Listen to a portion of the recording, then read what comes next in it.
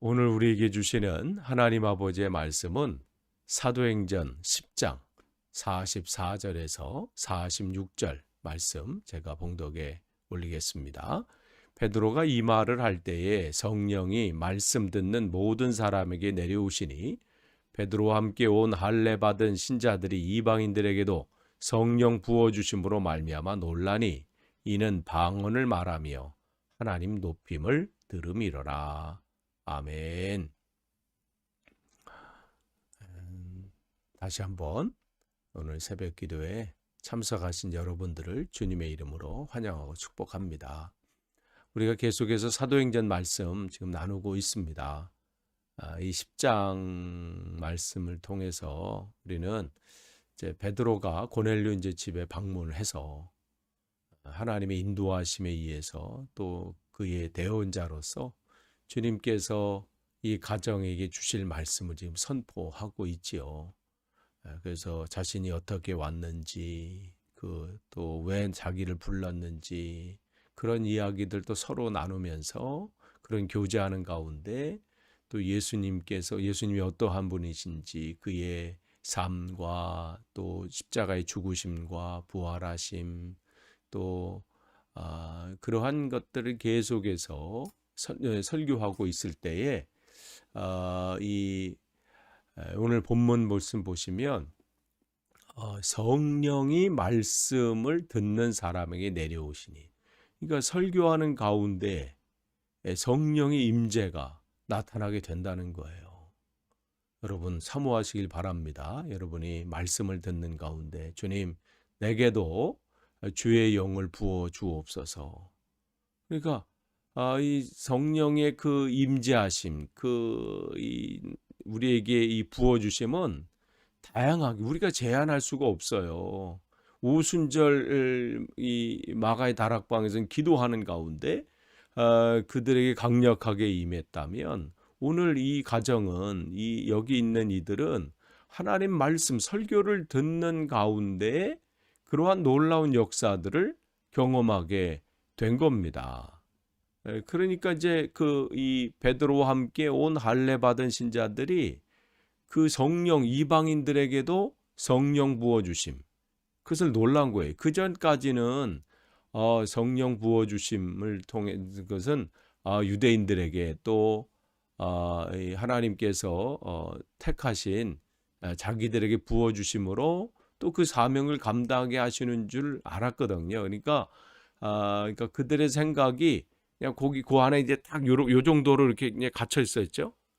근데 지금 이 역사들이 점점 이제 커져가는 것. 그러니까 여러분 사도행전 우리가 보면서 처음엔 예루살렘, 온 유대와 땅 끝까지 이 사마리아와 땅 끝까지 복음 전하는 것을 주님께서 한 단계 한 단계 이렇게 진행하시잖아요.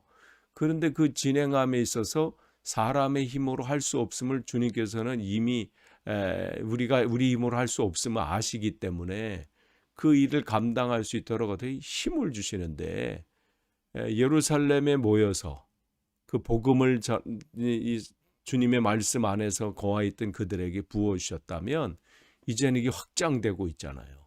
그러한 일들이 일어나는 걸 보니까 이들이 놀라는 거예요. 그러니까 하나님의 성령의 역사는 오늘도 다양하게 나타납니다. 그러니까 여러분이 예수님을 믿는 것도 마찬가지예요. 여러분이 믿는 게 아니에요. 믿어 주신 게 아니에요. 성령께서 여러분을 감동하게 하셔서 하니까 믿어지는 거지요. 그게 성령의 역사예요. 그러니까 여러분이 예배에 참석하고 교회에 출석하고 말씀이 읽어지기 시작하고 기도할 때 이 기도가 쉬지 않게 되고 뭐 이러한 것들, 갑자기 어느 순간 구제하고 싶은 마음이 생기게 되고 또 용서하고 싶은 마음이 생기고 뭐 이러한 일들이 여러분 안에 일어나잖아요. 내가 이렇게 살아서는 안 되지. 내가 이건 바꿔야 되지. 그러면서 여러분이 이 신앙생활하는 가운데 여러분 안에 일어나는 그런 변화들, 그러한 것들은 우리의 노력이나 우리의 의지로 되는 게 아니에요. 성령께서 여러분을 터치하시니까 그러한 결단들, 그러한 생각들, 그러한 변화들, 이러한 일들을 하시게 되는 겁니다. 그러니까 우리가 그것을 여러분이 아시고 더욱더 여러분이 성령이 충만하도록 잠깐 뭐 이렇게 있는 게 아니라요.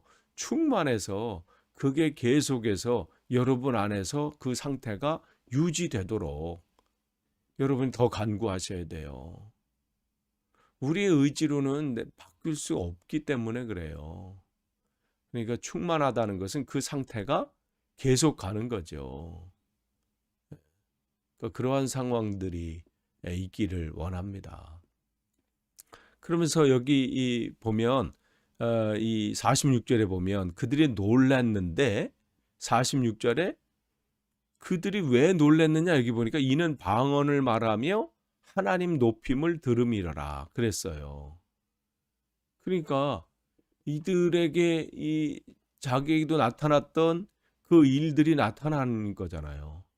그러니까 사도들과 초대교회 그 사도들에게 나타났던 오순절 마가의 다락방에서 일어났던 그들은 그 성령 충만함을 받고 그들에게 나타나는 변화 중에 하나는 또 뭐였어요? 가만히 있을 수 없었어요. 충만한 사람은요, 그냥 뭐 얌전히 조용히 이럴 수 없어요. 주님께서 주신 은혜를 나눌 수밖에 없어요. 그렇게 나누게 되거든요. 지금 그런 가운데 이들이 있는 거죠. 그러니까 그들이 이제 그 충만함을 받고 나니까 나가서 어떻게 해요? 복음을 전하는 거예요. 전하고 싶은 마음이 막 간절한 거죠. 그 사람이 유대인이든 헬라인이든 외국인이든 그 상관하지 않고 전하고 싶은 마음이 간절하니까 하나님께서 그 입술을 어떻게 해요? 바꿔주시잖아요. 그러면서 방언을 하게 돼서 그 외국에서 온 사람들이 뭐라고 얘기를 했나요? 여러분 기억하시면 이 사람들이 어떻게 우리나라 말로 자기네 나라 말로 막 선포하니까 놀라는 거예요. 그 말을 듣고. 아니 저들이 외국에 나가보지도 않은 사람인데 그렇다고 외국어 공부한 사람도 아닌데 어떻게 저렇게 외국어로 저렇게 유창하게 저렇게 얘기하나. 그러면서 그 얘기를 들으면서 그들은 거기서 복음을 접하게 되면서 그럼 우리가 어떻게 됩니까? 그렇게 나오게 되는 거잖아요. 놀라는 일들이라는 거예요. 그러니까 이 방언에는 보통 이제 한 세 종류로 얘기를 해요. 이 방언하면 뭐예요? 사투리라는 뜻도 있고 외국어라는 뜻이 있잖아요. 그러니까 이들이 지금 한 번도 해보지 못했던 초대교회 그런 일들이 일어나게 되는 거죠. 그래서 다른 나라의 언어 뭐 이런 것도 이제 방언이라고 하고요. 또한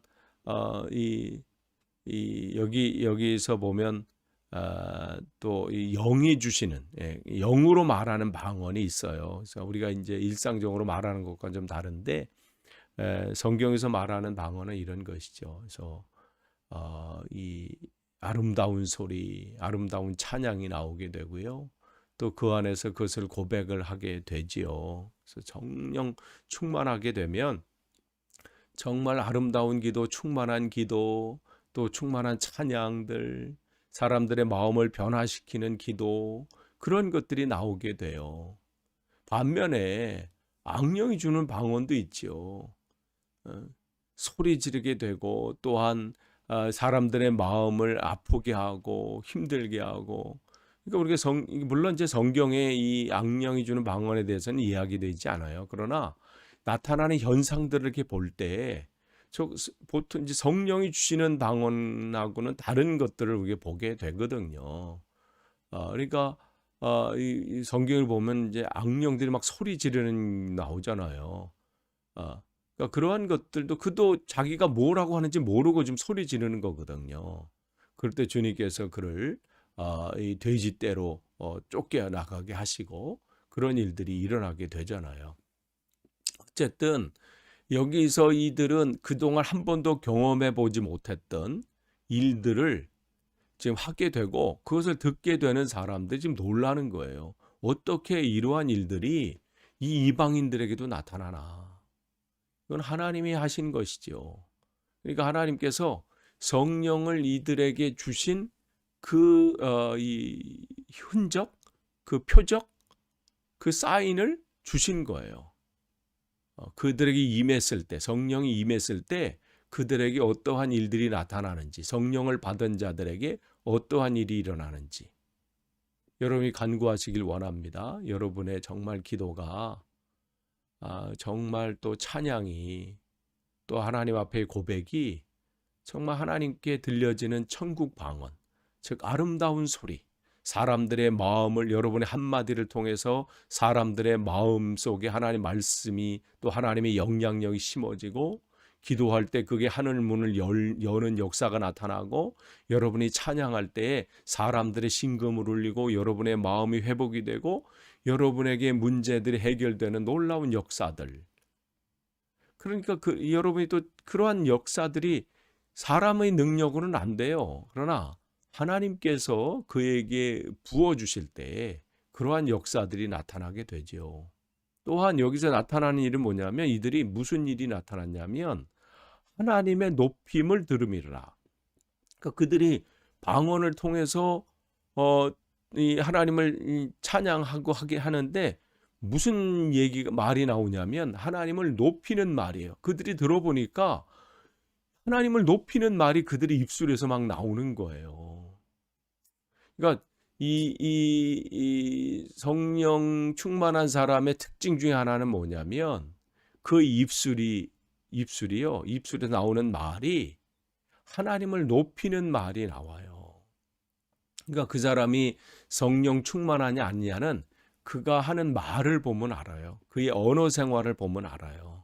그 입술에서 감사합니다. 고맙습니다. 주님을 찬양합니다. 사랑합니다. 그 입술에서 감사하는 말이 나오고요. 축복하는 말이 나오고 용서하는 말이 나오고 남을 살리는 말이 나오면 그는 성령 충만한 사람일 수밖에 없어요.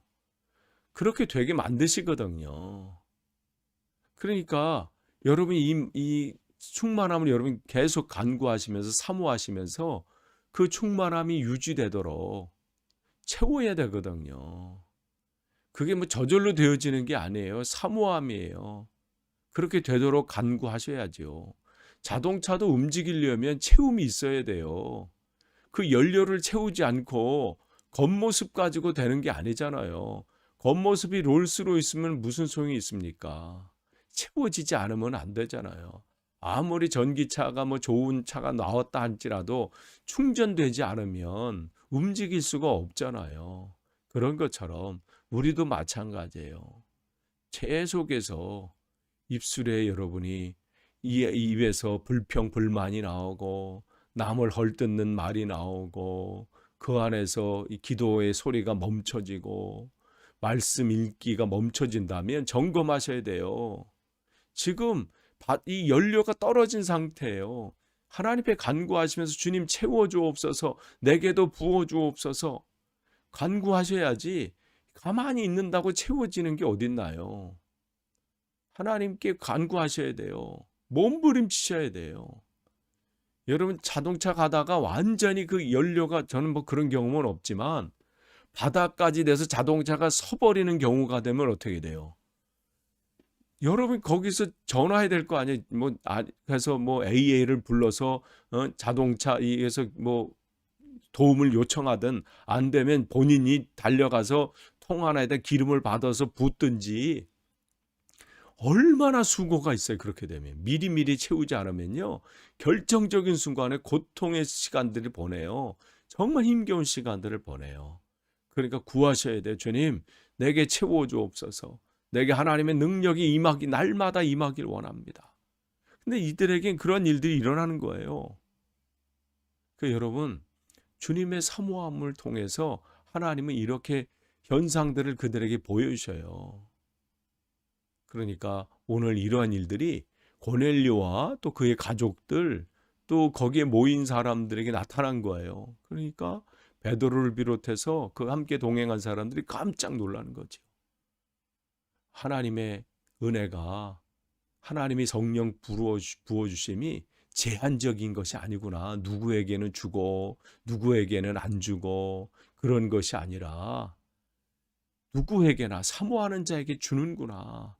하나님을 경외하면서 사모하는 자에게는 그가 이방인이든 유대인이든 어떤 사람이든 신앙생활이 오래됐든 안 됐든 이제 시작하든 하나님께서 주시는 거구나. 이것은 선물이구나. 그래서 성령은 하나님께서 주신 선물이라고 주님께서 분명히 말씀하시잖아요. 여러분, 오늘 끝을 맺습니다. 오늘도 정말 사모하길 원합니다. 하나님 내게도 채워오셔서 내 입술이 정말 주님만을 드러내는 아름다운 하나님의 소리만 하나님의 그 소리만 전하는 하루 되게 하시고 삶이 되게 하시고 주님만을 드높이고 사람을 살리고 축복하는 말이 넘쳐나는 하루 되게 없어서 그렇게 간구하시는 여러분 되시길 간절히 축원합니다. 기도하겠습니다.